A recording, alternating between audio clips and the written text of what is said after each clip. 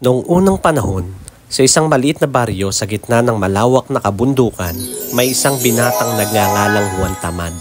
Kilalang kilala siya sa kanyang katamaran. Ayaw niyang magtrabaho, ayaw niyang maglakad ng malayo, at kahit pagkain, gusto niyang ihain na lang sa kanyang harapan.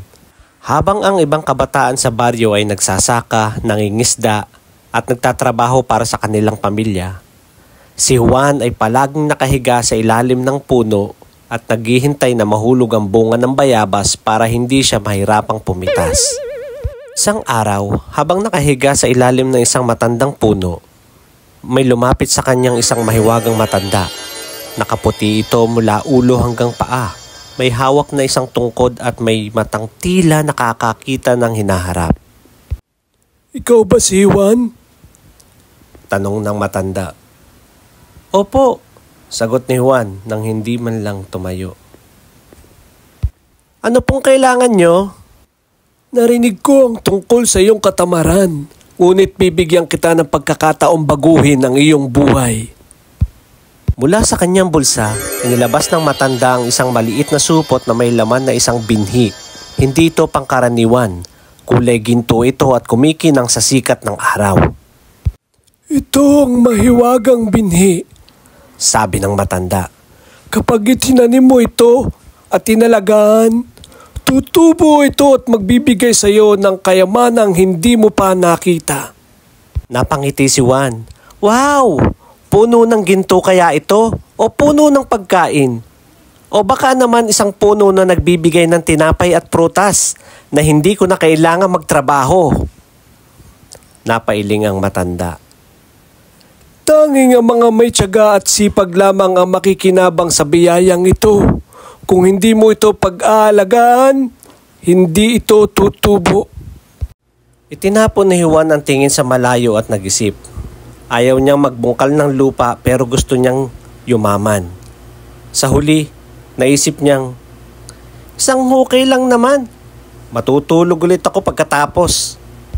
Kaya't sa unang pagkakataon ng kanyang buhay, bumangon si Juan at humukay ng maliit na butas sa lupa gamit ang kanyang mga kamay at itinanim ang mahiwagang binhi.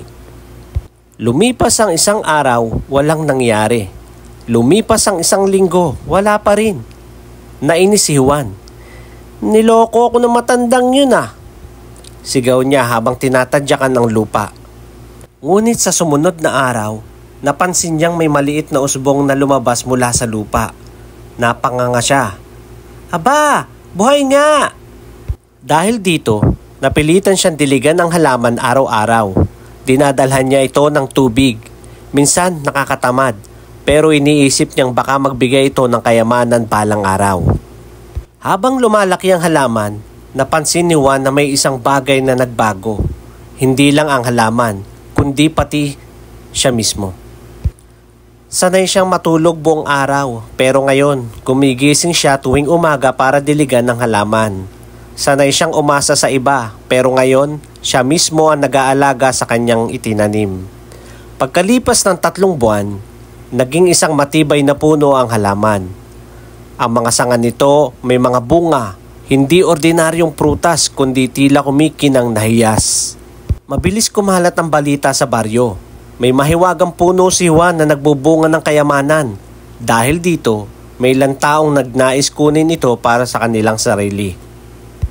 Isang gabi, habang natutulog si Juan, isang pangkat ng mga magnanakaw ang nagtangkang pitasin ang mga bunga ng kanyang puno. Ngunit sa oras na hipuin nila ito, biglang kumidlat at lumindol. Napatalon sila sa takot at dali-dali ang nagsitakbuhan. Nagising si Juan at nakita niyang may liwanag na bumabalot sa kanyang puno. Noon niya naalala ang babala ng matanda. Tanging ang mga may tiyaga at sipag lamang ang makikinabang sa biyayang ito. Pinagtanggol ng mahiwagang puno ang sarili laban sa mga taong gustong kumuha ng walang pagsisikap. Pagkalipas ng 1 taon, lalong yumabong ang puno ni Juan. Hindi lang ito nagbigay ng prutas na tila hiyas, kundi pati mga tunay na bunga na masarap at masustansya. Hindi nagtagal, dumagsa ang mga tao sa kanyang tahanan, hindi para magnakaw, kundi para humingi ng tulong at gabay. Juan, paano mo nagawa ito? tanong ng mga tao. Napangiti siya. Ang sikreto, sipag at tiyaga. Akala ko dati ang buhay ay tungkol sa paghihintay ng biyaya. Pero natutunan ko ang tunay na kayamanan ay galing sa mga bagay na pinaghihirapan mo. Mula noon, itinuro ni Juan ang kanyang natutunan sa buong baryo. Tinuruan niya silang magtanim, mag-alaga ng lupa at magsikap para sa sarili nilang kabuhayan. At sa wakas, ang dating tinatawag nilang Juan Tamad ay naging Juan Masipag. Ang lalaking natutong baguhin ang kanyang kapalaran sa pamamagitan ng pagsisikap at paniniwala sa sarili.